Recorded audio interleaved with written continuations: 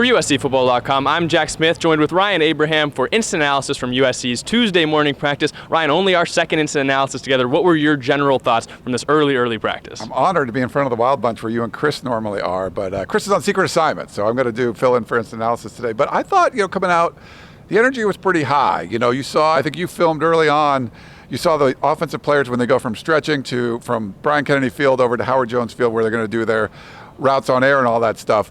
Caleb Williams was kind of jogging pretty fast, and then Lincoln Riley comes and passes him up, and then they were racing and everyone. And people were really fired up and excited. And then watching we don't get to see a lot, but watching the defensive guys go through, the defensive starters go playing against a scout team.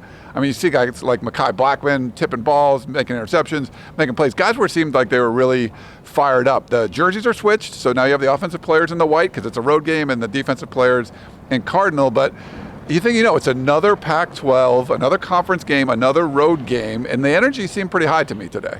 Yeah, one of the big notes, we didn't get to see a lot during practice, but after practice, tons of notes about the offensive line, who were big players in the Fresno State game, really willed the Trojans to a win in the second half. What were your general thoughts about what we heard and talked to about the offensive line? Yeah, when you run the ball that well, you're gonna hear about the offensive line. We have two running backs go over 100 yards, and I talked to Brett Nealon about that. But Lincoln Riley started off, there were a lot of the questions were about what's the offensive line going? So, Cortland Ford dressed, but he didn't play. Sounds like he's full go, so they'll be ready. So if he really had to play last week, it sounded like maybe he could have, but we're not getting a ton of injury updates, but it sounds like both, Bobby Haskins, who came out of the game a little bit, and Cortland Ford will be ready for this one, and they'll be able to go and play in this one. But Mason Murphy, I asked Lincoln Riley about him a little bit, and if you watched his rep, when he came into the game, I watched him specifically. I had the binoculars right on him.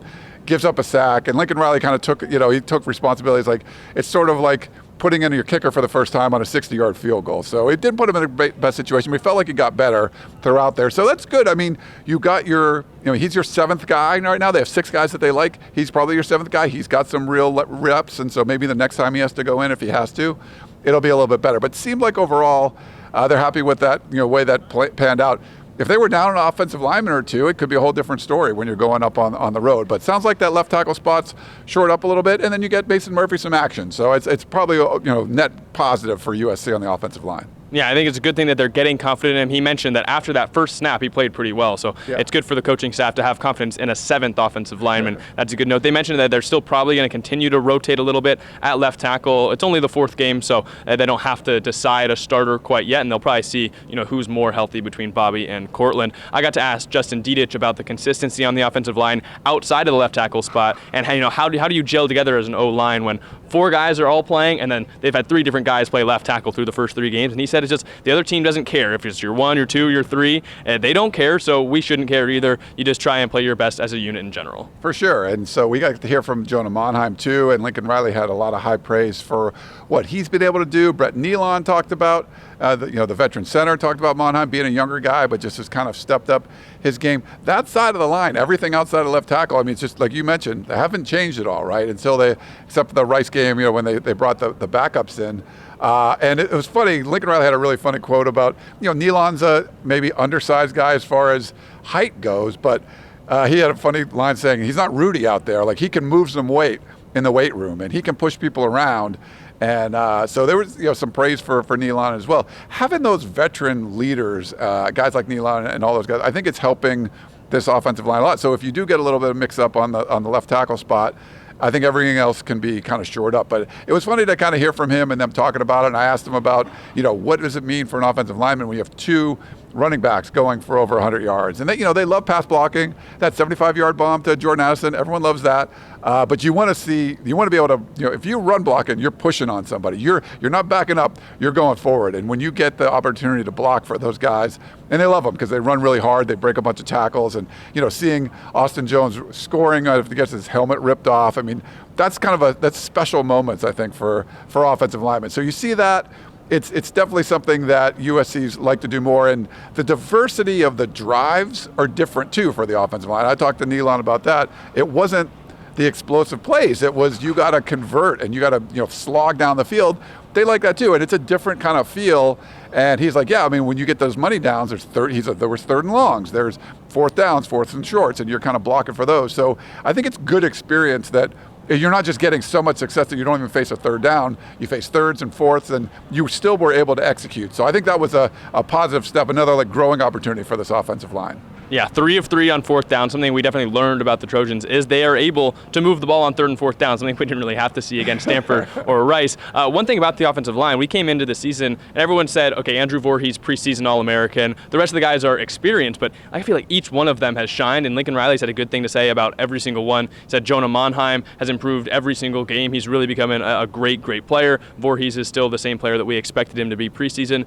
PFF has graded Brett Nealon the highest center through 3 games, and Justin Dedich, Lincoln Riley last week said he's one of the hardest workers on the entire team. So a lot of experience, and they definitely make up for the fact that there's had to been some switch at left tackle. I asked Justin Dedich, you mentioned about the running backs, what he saw on the Travis Dye run where he broke all the tackles. He's like, these guys always break the first tackle or 2, and so he sees him break the first 2, and then there's a couple more defenders just right on him after that, and he's like, oh, he's going down. And he sees that he's going to break those tackles too. He's like, I got to get over there. And so he runs over, and somehow Travis ends up in the end zone. He just said it's so easy to block for those guys when you know that they're still going to break off the first 2 tackles. Those 2 running backs have been great for the Trojans. Yeah, I asked Dye about that run specifically, and first he said, and you got to credit the offensive line, it was a massive hole. So he got a big hole to start.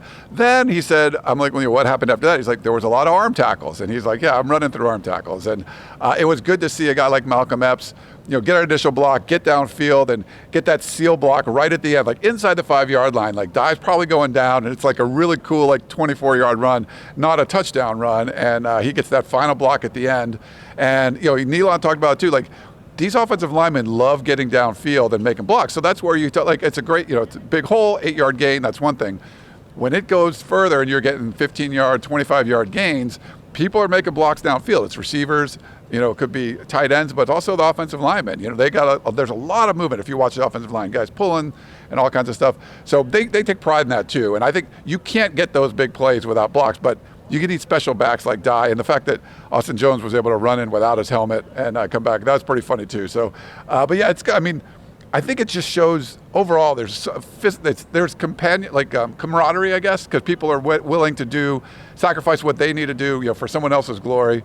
But there's a lot of physicality too. Like they really are getting after it, and that's something that I think USC fans have been jonesing for a while, and I think you're seeing it on the field. Yeah, I think that was one of the ways that Oregon State beat USC last year is they just out-physicaled them. And funny you mentioned offensive linemen getting to the second level. That's what Raylan Goforth said makes the Beavers so good. And he watched the tape once. He's going to watch the tape again from last year. He's one of the few players that mentioned, it's a painful watch, but you got to go back. You got to watch the tape from last week. And there might be a little bit of a revenge factor. They might be trying to get back at the Beavers for what happened here at the Coliseum last year. What did you get from all the players talking about a litlittle bit of revenge? Yeah, and I think Tuli Tuipulotu spoke today, and he said that there was one run that went right at him, one of those big runs. And this was when teams came to the Coliseum last year and really pushed USC around. Stanford was one of them. Got your revenge there. I feel like, no one's coming out and saying but it's in the back of their head, right? That if you were here, if you're Caleb Williams, you're Jordan Addison, it doesn't matter. But if you're Tuli Tuipulotu, if you're Raylan Goforth, someone on that defense that got pushed around, that got run all over, you're going to take pride in that. And you're like, hey, we have a different defense now. We have an offense that can score too, by the way. So if we make a mistake, it's not going to kill us. And so you feel like that's where this is going, is Tuli knows. He's, and high praise from Lincoln Riley about Tuli Tuipulotu, just what he's been able to do for good reason. It's just someone he said he was unblockable in the fall, just when he came in. Guys like that, I think, want to play well in this game because this is a team that can really out physical you. And it was sort of like, Chance Nolan's kind of coming out part. I think he was like 15 of 18 in the game, super efficient. Everyone thought he was going to be like a Heisman Trophy candidate. Now, he kind of leveled off at the end of the year. He's playing a lot better now, but he sort of had his best game, I think, against USC. So, and then they got Jack Coletto, and Lincoln Riley talked about, so he's like the hammer. He's the guy that came in and ran the ball in to beat Fresno State at the end of the game. They had a goal line stand in this one, even though it was the backups in. And he talked about that. This is something that Oregon State does. So I think there's a lot of factors that have played in recently and then from last year that are going to this game. So it's a big one. This was one I had circled from the beginning. Players haven't talked about that. We circled, the Week 4 game from the beginning, but I think it's got to be in the back of your mind. If you were on the team before, you got pushed around.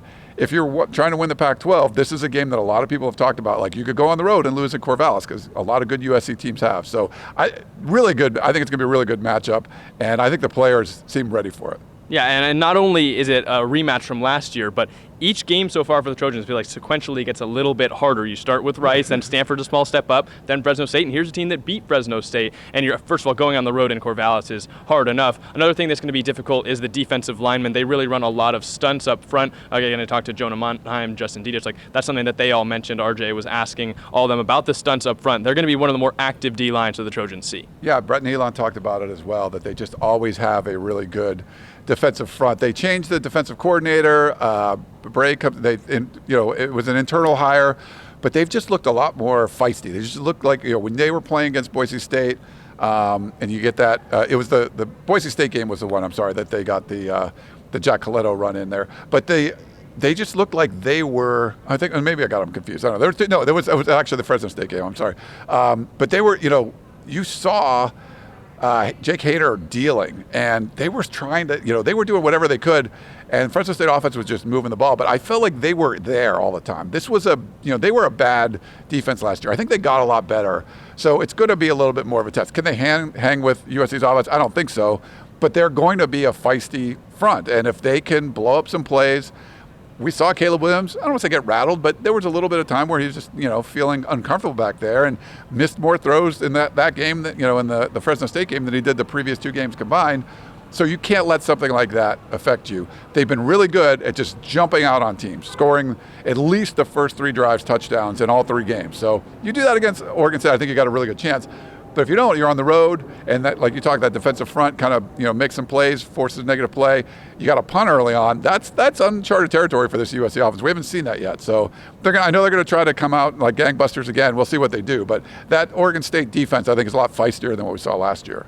I think one player we're not going to see participating in the USC offense for the rest of the season. Got an interesting note today that Gary Bryant is most likely redshirting, according to Lincoln Riley. We saw him on the scout team early in practice, and we're like, this looks a little bit different. He was asked about it after practice. Lincoln Riley says Gary Bryant most likely redshirting. What's your take on what we heard from Lincoln? Yeah, we had heard a little bit about that. That's why we kind of checked it out. And you were watching early on. You had mentioned, like, hey, he's running with the scout team. And this is kind of one of those things. I think Shotgun tweeted that, people aren't transferring during the season anymore, but if you're not going to play or you're going to transfer afterwards, that would be one of the reasons why, like, hey, coach, I want a red shirt and help out the team. He can still be a help out to the team for sure, work on the scout team. You got a guy like that's electric, work on the scout team. You're like, all right, man, that's, you don't get a lot of receivers like that you can face on the scout team. But we don't know, what, the reasons and stuff behind it, but it lines up to be something like, hey, you want a red shirt. It's either you're not feeling healthy or you want to kind of go someplace else and get an opportunity. It's a pretty full wide receiver room. When you bring in guys like Jordan Addison and Mario Williams, I really thought Gary Bryant could have a nice role in this offense. Don't know what's going on behind the scenes, but yeah, it's one of those things where Lincoln Riley was pretty short about it. It's like, yep, he's going to redshirt. And you're like, okay, you can read between the lines of probably what's going on there. Yeah. Well, unless you have any more notes, I think that's going to wrap up Instant Analysis. I've been Jack Smith, Ryan Abraham. Make sure you guys are checking out the USCFootball.com YouTube page. We've got highlights, all the interviews from today, and then Tunnel Vision on Thursday previewing USC versus Oregon State. I've been Jack Smith, Ryan Abraham. We'll see you guys tomorrow for Instant Analysis after the Wednesday practice. Check out USCFootball.com for more.